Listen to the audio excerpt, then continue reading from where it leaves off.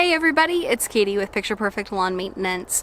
I want to talk to you today about winterizing fertilizer, and not just in the sense of what we're doing this round, but really in the sense of what the purpose of it is, if it's an appropriate thing to have in a fertilization program, and what really constitutes a winterizing fertilizer. So if you have any questions about it along the way, be sure to comment below just so that I can answer them for you to the best of my ability, but also let me know what your experience has been. Is it something that you apply to your lawn? And if not, why do you leave it out? So I'm going to break down for you what a winterizing fertilizer is, why it's used in some programs and not others, and how to decide if it's something that you need to be doing.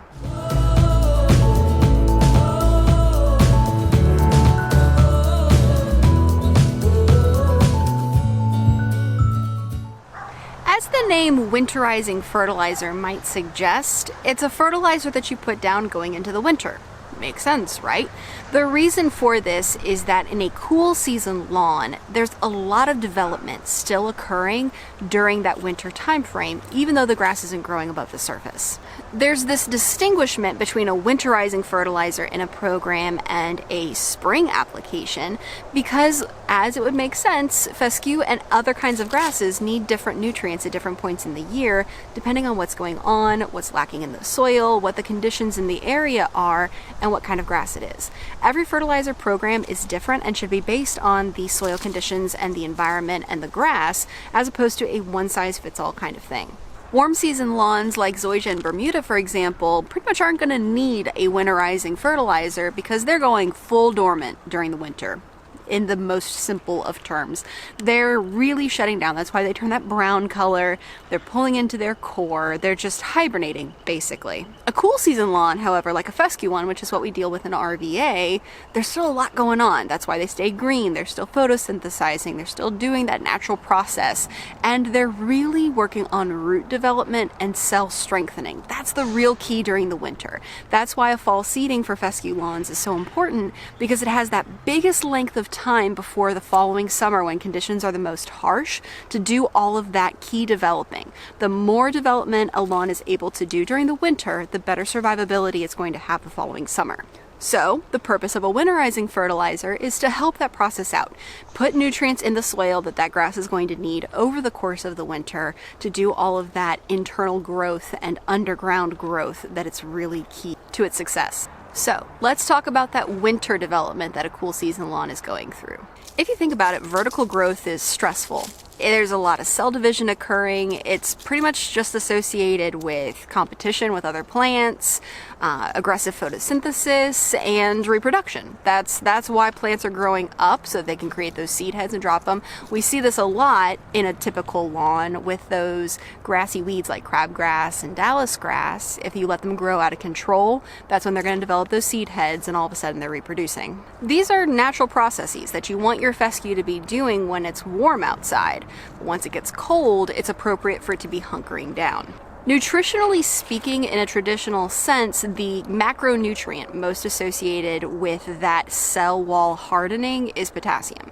Potassium is kind of that full system supplier that's really key to a lot of other developmental processes, as well as what's going on the cellular level for plant hardiness, strength, and survivability. This is important during the winter when plant tissue and cells are at risk of damage from freezes and really hard snows and stuff like that. There's a higher risk of breakage, which is why potassium is such an asset.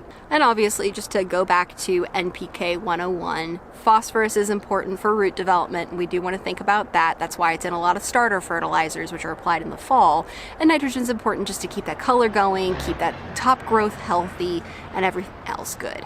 So a good winterizing fertilizer is going to be potassium focused, but it's still going to have an appropriate balance between those other macronutrients, as well as all of the micros and everything else that are so important to the soil system. So, how do you know that a winterizing fertilizer is appropriate for your lawn? Well, what kind of grass is it? If it's a cool season grass like fescue, there's a good chance that it's appropriate. If it's warm season, you might as well forego it. There are other kinds of fertilizer that are usually applied as that type of grass is going into its dormancy. Second, consider your climate.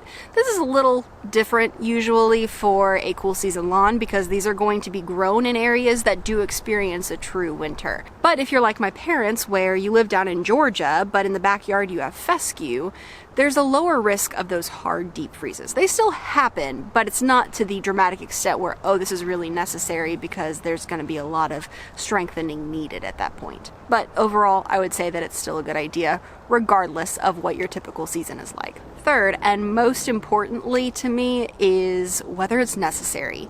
Soil testing is a hugely important part to developing any kind of fertilization program, and you should never be applying fertilizer that isn't needed.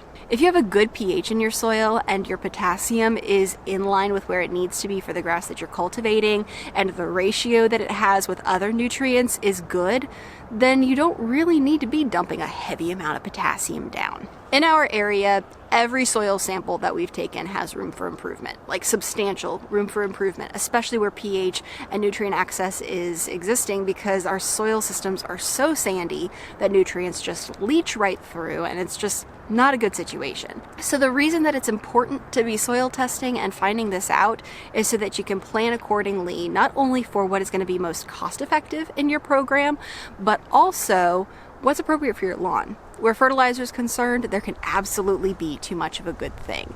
You don't want to be dumping down tons and tons of excessive nutrients blindly, and then all of a sudden you're creating a toxic system. So always look at the big picture when you're planning your fertilization program, and weigh your pros and cons when trying to decide if a winterizing fertilizer is appropriate for your turf. For us, across the board, it absolutely is, which is why it's something that we're doing right now as we officially hit that point of cold weather and fescue top growth slowing. Our next video is going to be looking a little bit more at what is happening to grass during the winter. Why does it stop growing? Why does it change color? All that good stuff. So we're going to break that down on a more biological basis rather than a chemistry basis. But if you have any questions about that too, go ahead and just ask them below so I can answer them. I appreciate you guys watching as always, and I hope that you have a picture perfect day.